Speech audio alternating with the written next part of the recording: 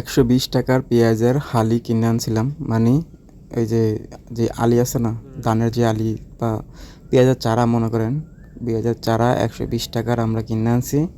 এখানে আমরা অল্প একটু জায়গার ভিতরে, মানে পুকুরের পাড় দিয়ে একটু জায়গার ভিতরে লাগাইছি আমরা ১২০ টাকার চারা।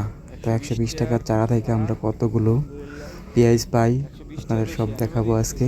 এই যে দেখতেছেন এখানে অর্ধেক তোলা আছে, মানে অর্ধেক না, একটু কোনা থেকে তোলা হয়েছে, তারপরও অনেকগুলা।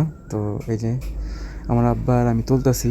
তো আজকে বৃষ্টি আইব বুঝছেন, অনেক বৃষ্টির জন্য মানে অন্ধকারে রয়েছে দিনের বেলা, তো এই কারণে আগে থেকে তুলে লাইতেছি, কারণ বৃষ্টি এলে নষ্ট হয়ে যাব।